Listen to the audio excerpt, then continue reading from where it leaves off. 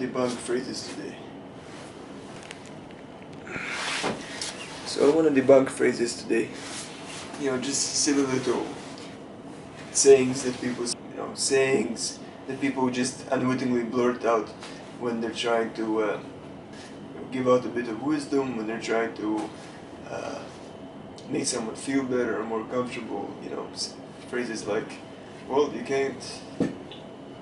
So today I want to debunk the phrase, you can't run away from your problems. What is that phrase anyway? What is this thing that people like to say? Yeah. Okay, so you can't run away from your problems, right? Or so they like to say. When you're trying to physically remove yourself from the location of the problem. And to simplify this discussion, let's begin with the assumption that by problem, this saying refers to problems, human in nature or conflicts. It really would make sense to say that you cannot easily escape from, natural problems like disease, natural disasters, weather-related. Albeit you can still relocate to a better, more suitable climate. But no, we must be mostly speaking of interpersonal conflicts here. Also, let's try to figure out the difference between our conflicts and not our conflicts. In other words, problems that exist but are not our own.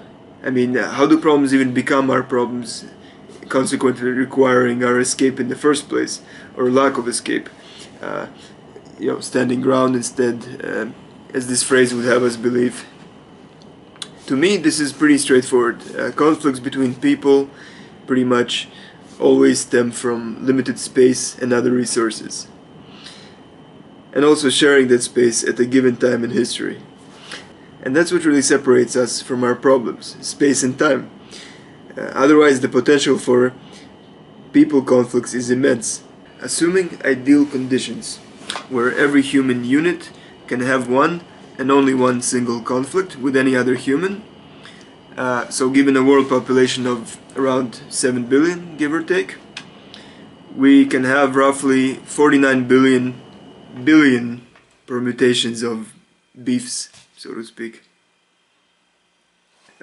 49 times 10 to the 18th power of, and I actually looked it up before, it's the correct plural form for beef is beeves, B-E-E-V-E-S. So we could have a billion or 49 times 10 to the 18th of beeves.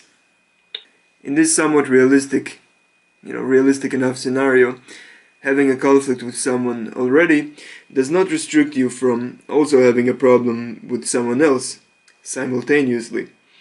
So you can have a conflict with every single member of Earth's population other than yourself. In reality, of course, nothing prevents you from having conflicts with your own self. In fact, we tend to have multitudes of them. But I think I'll carry this particular discussion for another time. Of course, there are divisions between groups of people, wars within nationalities, inside of nationalities, within families, between families, and within a single individual. But for now, of those billions and billions of conflicts, which ones do we choose to have, so to speak? Well, the answer to this is we don't. The conflicts are the ones who choose us, right? It happens very simply, like when kids accidentally step on each other's hands in the sandbox. It's a matter of right time in the right place, or wrong time in the wrong place. It's just people stumbling into other people, kids stepping on other kids' hands and biting each other for no explainable reason. So bumping into someone on the street, being annoyed by family members or co-workers' noise or smell or face. These are the sorts of little things which end up in shootings and stabbings. Very simple, physiological, nerve-irritating, road rage-inducing stimuli. Let people drift apart, cool off. There is always a cooling off period, is very important. After all, memory is an important thing, but forgetfulness too is underappreciated.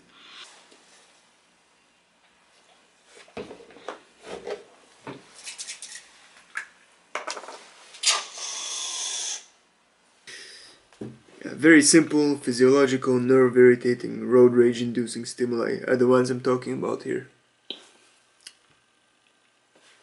In pretty much 100% of these disturbances, the best outcome would be to leave the premises. Let people drift apart, cool off.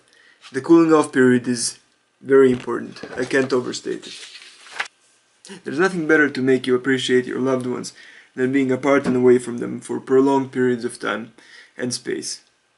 Same goes for hated ones. Imagine for a second a world where space gradually shrinks, increasing the frequency of conflicts until it scales down into a single point. Then there really would be 49 times 10 to the 18th power conflicts all at once. There would be physically no place for them to go. Everything would be crushed into this singularity point. Every traffic jam you were ever stuck in, your in-laws, and that kid who poked you in the back with a pencil back in 7th grade. The only way to escape all of these problems is to expand the universe back into its vast expanse. Maybe even a tad vaster than before. Perhaps this was the whole point, the entire motive of the Big Bang, to provide us with sufficient space and leisure to escape from all of our troubles when needed. Just to provide us with a much-craved buffer, Think of all the specific things which have troubled you in the past. Of these, how many were seriously resolved by facing them head-on, and how many just slipped away into the past and far corners of the universe?